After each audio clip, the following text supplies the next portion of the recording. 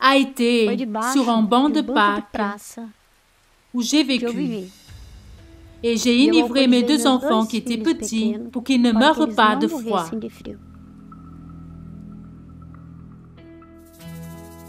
J'ai fait jusqu'à la 4e série.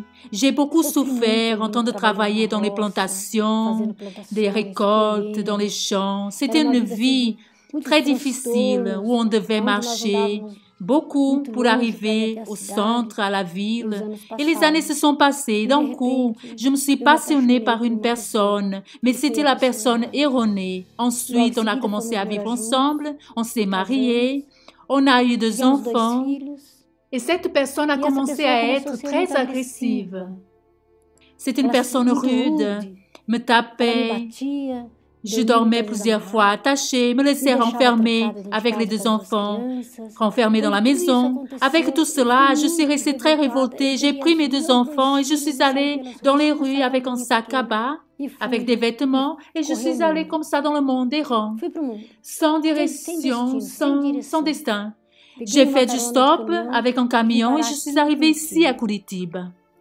Avec 2 enfants et un petit sac cabas avec des vêtements. Il y avait beaucoup de sans-abri, là tout proche de la route. Donc je suis allée vivre dans la place du Japon, où je suis restée en train de vivre 2 ans, en train de manger les restes qu'il y avait dans les poubelles. Je me baignais dans la fontaine. Dans cette fontaine ici, je donnais bain aux enfants et on faisait nos besoins physiologiques. Ce banc de Pâques a été mon ami et mon matelas. Sur ce banc de Pâques, je dormais et je tenais mes enfants qui dormaient au-dessous de peur que quelqu'un me vole. Et on passait toutes les nuits là-bas, ici à Curitiba. Dans cette ville, il fait très froid. À cette époque, il y avait beaucoup de brouillard. Et je n'avais pas une autre solution. Je donnais de l'alcool à mes enfants pour qu'ils puissent se réchauffer. Je les enveloppais dans un sac cabas. Je prenais aussi du journal. Je plaçais le journal dans les cous pour qu'ils ne puissent pas prendre du froid. Et je dormais avec eux, dans le banc. Je voyais mes enfants, je pleurais. J'avais une douleur si grande parce que mon rêve a été complètement dévié. Mon rêve a été terminé.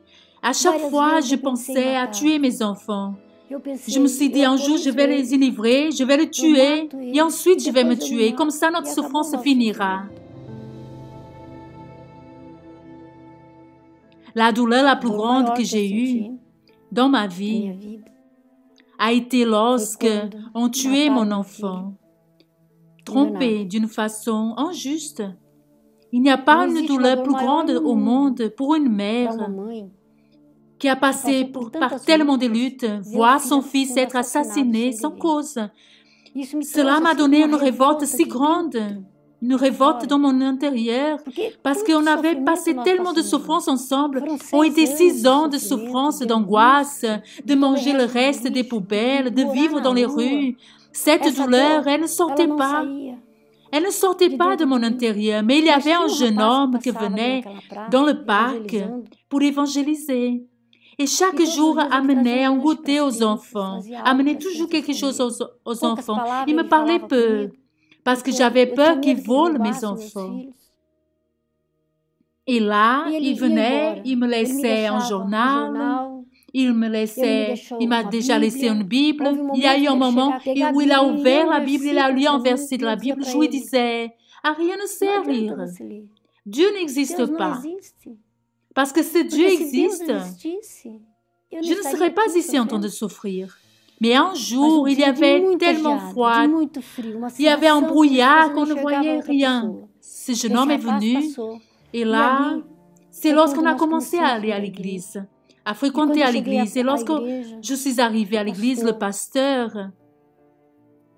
il a dit, vous qui êtes en train de passer par un moment difficile, une angoisse, un mépris. Et moi, j'étais méprisée par la société. Je me suis dit, il est en train de parler avec moi. Peut-être quelqu'un lui a parlé de ma vie, mais il ne me connaissait pas.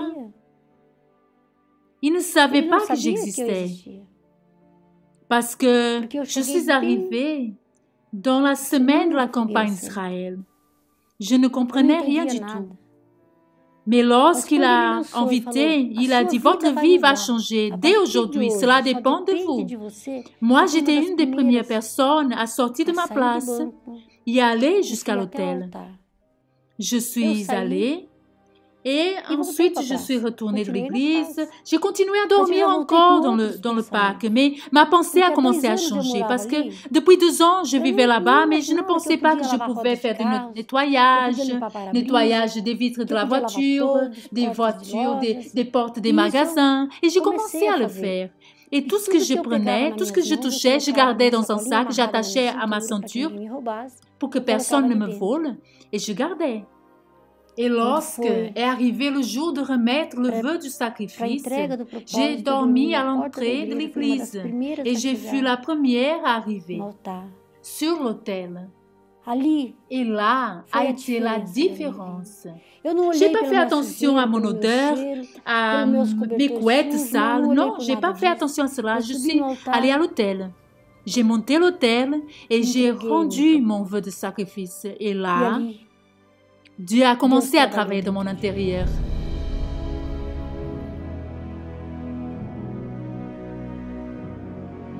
À la descente de l'autel, j'avais déjà des idées nouvelles.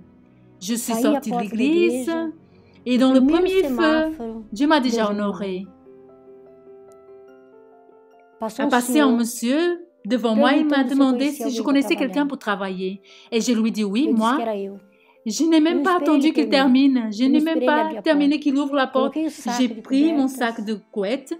Et il m'a dit non, mais c'est pour aller travailler dans une ferme, couper l'herbe. Je lui ai dit, il n'y a pas de problème, il m'a amené. Donc j'avais déjà une maison à vivre. Il m'a dit, lorsque vous allez monter là, en haut, il y a une maison, il y a 2 pièces, vous pouvez vivre là-bas, vous n'allez plus vivre dans la rue. Et j'ai vu que c'était Dieu, il n'y avait pas une autre option. L'homme ne me connaissait pas. Il ne m'a jamais vu. Mais le plus important de ma vie a été lorsque, dans une réunion de mercredi, dans une mini-veillée, là, j'ai reçu le Saint-Esprit. A été merveilleux, a été totalement différent. Lorsque le Saint-Esprit m'a enlacé, a été quelque chose qui n'a pas d'explication. Il m'a envahi, il a envahi mes pensées, il a envahi mes désirs. Il a pris toute ma vie. Et là, j'ai eu des nouvelles directions, des nouvelles idées. Lorsque j'ai reçu le Saint-Esprit, ma vie n'a plus jamais stagné. J'ai travaillé 2 ans dans la ferme.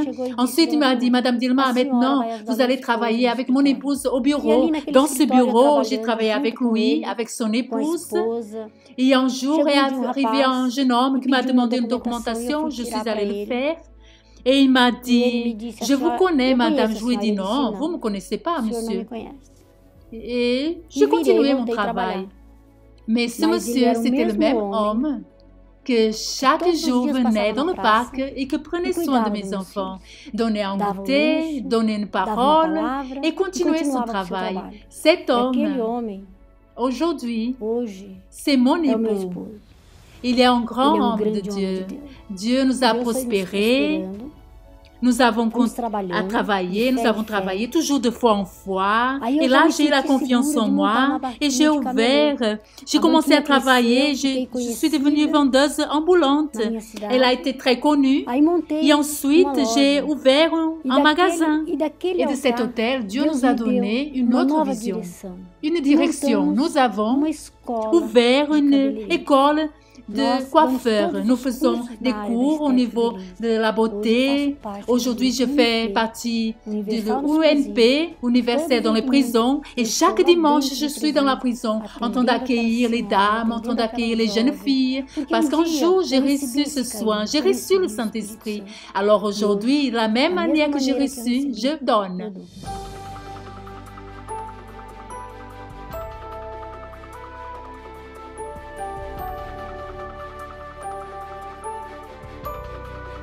Et je visitais, je faisais un travail dans les abris, dans les foyers. Et des fois, je voyais des enfants Et l'enfant m'enlaçait.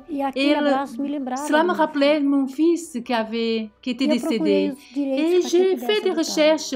J'ai demandé que je voulais adopter. L'assistante sociale m'a dit, Madame Dilma, il n'y a pas un seul, il y a 5, ils sont 5 frères.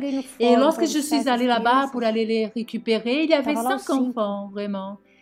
Et je les ai amenés, ils ont monté dans la voiture. Et je suis allée directement à l'église. Je suis allée consacrer mes enfants à Dieu. Avant que je me présente comme mère, j'ai présenté Jésus à mes enfants. Et grâce à Dieu, elle a aussi adopté mes frères. En réalité, nous avons eu une rencontre et nous sommes en train de grandir tous ensemble. Et nous avons connu un frère de plus. Ces enfants, c'est un cadeau de Dieu dans notre vie. Ce sont des enfants qui craignent Dieu. Et cela est très important. Cela fut très important dans ma vie. Parce que Dieu, il ne fait rien à la moitié. Dieu fait par complet. Dieu m'a donné une famille, il m'a donné un mariage, et tout cela je dois au Saint-Esprit. Tout cela je dois à la direction de Dieu, à l'obéissance à la parole du Seigneur. Parce que aucun homme, aucun argent, l'argent du monde entier pouvait changer ma vie comme ma vie a changé. Voyez où Dieu m'a placé, voyez où je suis, sur l'autel du Seigneur Jésus. C'est lorsque j'ai placé toute ma vie. Et le Saint-Esprit m'a répondu, parce qu'il est digne de toute la gloire et de tout honneur. Et il change votre vie comme il a changé la mienne.